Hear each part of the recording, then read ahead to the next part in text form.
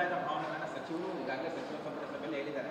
ಆದರೂ ಕೂಡ ದೊಡ್ಡ ಮಟ್ಟದಲ್ಲಿ ಚರ್ಚೆ ಆಗ್ತಾ ಇದೆ. ಸರ್ಕಾರ ಅಷ್ಟರ ಮಟ್ಟಿಗೆ ಸ್ಪಂದಿಸ್ತಾ ಇಲ್ಲ. ಇನ್ನೂ ಕೂಡ ಮುಂದೂಡಿಕೆ ಮಾಡಿದ್ದಾರೆ. ಏನು ಹೇಳ್ತಾರೆ ಸಮುದಾಯ? ನಾನು 4 ದಿನಗಳ ಹಿಂದೆ ನಡೆದಂತಹ ಪತ್ರಿಕಾಗೋಷ್ಠಿಯಲ್ಲಿ ಮೈಸೂರಲ್ಲಿ ಭಾಳ ಸ್ಪಷ್ಟವಾಗಿ ಹೇಳಿದ್ದೀನಿ.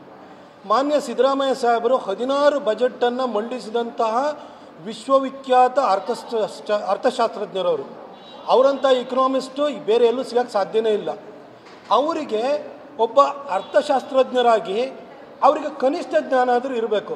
ಯಾಕೆಂದರೆ 1948 ಸೆನ್ಸಸ್ ಆ್ಯಕ್ಟು ಪ್ರತಿ 10 ವರ್ಷಕ್ಕೋಸ್ಕರ ಜನಗಣತಿಯನ್ನು ಮಾಡ್ತೀವಿ. ಜನಗಣತಿ ಯಾವತ್ತೂ ಕೂಡ ಅಂಕಿಅಂಶಗಳನ್ನು ಒಟ್ಟಾರೆ ಸಂಖ್ಯೆಯನ್ನು ಹೇಳ್ತಾರೆ ಹೊರತು ಗೌಪ್ಯವಾಗಿಟ್ಟಿರ್ತಾರೆ.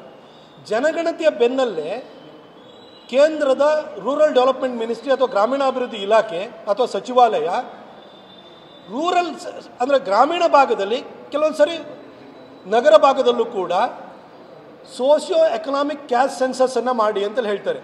ಅಂದರೆ ಸೆನ್ಸಸ್ನ ನಂತರ 2011ರಲ್ಲಿ ಸೆನ್ಸಸ್ ಆಯಿತು. 2011 ಸೆನ್ಸಸ್ದ ಅಂಕಿಅಂಶಗಳು ಹೊರಬಂದು ಕೂಡಲೇ ರೂರಲ್ ಡೆವಲಪ್ಮೆಂಟ್ ಮಿನಿಸ್ಟ್ರಿ SECC ಡೇಟಾವನ್ನು ಕಲೆಕ್ಟ್ ಮಾಡಿ ಅಂದರು. ಯಾಕೆ SECC ಡೇಟಾನ ಕಲೆಕ್ಟ್ ಮಾಡಿ ಅಂತ ಹೇಳ್ತಾರೆ ಅಂತಂದರೆ, ಗ್ರಾಮಾಂತರ ಭಾಗದಲ್ಲಿ ಅಥವಾ ನಗರ ಭಾಗದಲ್ಲಿ ಯಾವ್ಯಾವ ಜಾತಿ ಜನಾಂಗಗಳು ಹಿಂದುಳಿದಿವೆ, ಅಂದರೆ ಯಾರ ಮನೆಯಲ್ಲಿ ಯಾರಿಗೆ ಕಚ್ಚಾ ಮನೆ ಇದೆ, ಯಾರಿಗೆ ಪಕ್ಕಾ ಮನೆ ಇದೆ, ಯಾರ ಮನೆಯಲ್ಲಿ ಅರ್ನಿಂಗ್ ಮೆಂಬರ್ ಮೇಲ್ ಮೆಂಬರ್ ಗಂಡಸು ದುಡಿಯುವ ಗಂಡಸಿದ್ದಾನೆ, ಯಾರ ಮನೆಯಲ್ಲಿ ದುಡಿಯುವ ಗಂಡಸಿಲ್ಲ, ಯಾರ ಮನೆಯಲ್ಲಿ ಅವ್ರಿಗೆ ಗ್ಯಾಸ್ ಸ್ಟವ್ ಅನ್ನೋದಿಲ್ಲ, ಅಥವಾ ಯಾರ ಮನೆಯಲ್ಲಿ ಅಂಗವಿಕಲರಿದ್ದಾರೆ, ಯಾರಿಗೆ ಇವತ್ತೂ ಕೂಡ ಅವ್ರ ಮನೆಯಲ್ಲಿ ವಿದ್ಯುತ್ ಶಕ್ತಿ ಇಲ್ಲ, ಇದನ್ನೆಲ್ಲದನ್ನು ಕೂಡ ಅಂಕಿಅಂಶಗಳನ್ನು ನೀವು ಕಲೆ ಹಾಕಿ ಅಂತ ಹೇಳ್ತಾರೆ. ಅದಕ್ಕೆ ಪೂರಕವಾಗಿ ಸಬಲೀಕರಣ ಅಥವಾ ಸಶಕ್ತೀಕರಣ ಯೋಜನೆಗಳನ್ನು ರೂಪಿಸೋದಕ್ಕೋಸ್ಕರವಾಗಿ ಈ ಗಣತಿಯನ್ನು ಮಾಡ್ತಾರೆ. ಇದು ಜಾತಿ ಗಣತಿ ಅಲ್ಲ, ಇದು ಸಾಮಾಜಿಕವಾಗಿ ಆರ್ಥಿಕವಾಗಿ ಹಿಂದುಳಿದಿರುವಂಥವರ ಸಮೀಕ್ಷೆ ಆಗಿರುತ್ತದೆ. ಅದರ ಆಧಾರದ ಮೇಲೆ ಕೇಂದ್ರ ಸರ್ಕಾರ ಪ್ರಧಾನ ಮಂತ್ರಿ ಜನ್ ಆರೋಗ್ಯ ಯೋಜನೆಯನ್ನು ಕೊಡುತ್ತೆ, ಅದರ ಬೆನಿಫಿಟ್ ಕೊಡುತ್ತೆ. ಉಜ್ವಲ ಯೋಜನೆಯಡಿ ಗ್ಯಾಸ್ ಕೊಡುತ್ತದೆ, ಆವಾಸ್ ಯೋಜನೆಯಡಿ ಮನೆಯನ್ನು ಕೊಡುತ್ತೆ. ಹಾಗೆ ಕೇಂದ್ರ ಸರ್ಕಾರದ ಒಂದೊಂದು ಯೋಜನೆಗಳೇನಿದೆ ಆ ಯೋಜನೆಗಳ ಬೆನಿಫಿಟ್ಟು ಈ ರೀತಿ ಆರ್ಥಿಕವಾಗಿ ಸಾಮಾಜಿಕವಾಗಿ ಹಿಂದುಳಿದಿರುವಂಥ ಅಪ್ಲಿಫ್ಟ್ಮೆಂಟ್ಗೆ ಅದನ್ನು ರೂಪಿಸೋದಕ್ಕೋಸ್ಕರ SECC ಡೇಟಾವನ್ನು ಹುಡುಕಿ ಅಂತ ಹೇಳ್ತಾರೆ. ಆದರೆ ಸಿದ್ದರಾಮಯ್ಯನವರನ್ನು ಜಾತಿ ಗಣತಿ ಅಂತಂದರು. ಈಗ ಒಂದಷ್ಟು ಜನ ಏನಾಗಿದೆ ಅಂತಂದರೆ, ಒಕ್ಕಲಿಗರಿಗೆಲ್ಲ ನಮ್ಮ ಸಂಖ್ಯೆ ಕಮ್ಮಿ ಕೊಟ್ಟಿದ್ದಾರೆ ಅಂತ ಒಕ್ಕಲಿಗರ ನಾಯಕರಿಗೆ ಸಿಟ್ಟು ಬಂದುಬಿಟ್ಟಿದೆ.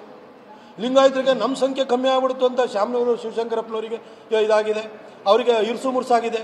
ಇನ್ನು SCಗಳಿಗೆ ಏನಾಗಿದೆ ಅಂತಂದರೆ, ನಮ್ಮ ಸಂಖ್ಯೆ 1 ಕೋಟಿ ಕೊಟ್ಬಿಟ್ಟಿದ್ದಾರೆ ಅಂತ ಹೇಳಿ ಅವ್ರಿಗೆ ಒಳಗಿಂದ ಒಳಗೆ SC ನಾಯಕರುಗಳಿಗೆ ಖುಷಿಯಾಗಿರ್ಬೋದು. ಆದರೆ ಇದ್ರ ಒಟ್ಟಾರೆ ಸಿದ್ದರಾಮಯ್ಯನವರ ಪ್ರಯತ್ನ ಅನ್ನೋದು ಈ ಹಿಂದೆ 2006ರಲ್ಲಿ ಅಹಿಂದವನ್ನು ಪ್ರಾರಂಭವನ್ನು ಮಾಡಿ ಅಲ್ಪಸಂಖ್ಯಾತರ ಜೊತೆಗೆ ದಲಿತರು ಮತ್ತು ಹಿಂದುಳಿದವರು ಅಂತ ಹಿಂದೂ ಧರ್ಮೀಯರಲ್ಲಿರುವಂಥ ಒಂದು ವರ್ಗವನ್ನು ಹೊಡೆದಿದ್ರು. ಇವತ್ತು ಅಧಿಕಾರದಲ್ಲಿ ಮುಂದುವರಿಲಿಕ್ಕೆ ಇಡೀ ಸಮಸ್ತ ಹಿಂದೂ ಧರ್ಮೀಯರನ್ನೇ ಹೊಡೆಯುವಂತಹ ಪ್ರಯತ್ನವನ್ನು ಮಾಡ್ತಾ ಇದ್ದಾರೆ. ಕನಿಷ್ಠ ಪಕ್ಷ ನೀವೆಲ್ಲರೂ ಕೂಡ ಇನ್ನಾದರೂ ಈ ಜಾತಿ ಭಾವನೆಯನ್ನು ಬಿಟ್ಟು ಒಟ್ಟಾರೆ ಹಿಂದೂ ಸಮಾಜವನ್ನು ಒಡೆಯಲಿಕ್ಕೆ ಸಿದ್ದರಾಮಯ್ಯನವರು ಪ್ರಯತ್ನ ಮಾಡ್ತಿದ್ದಾರೆ.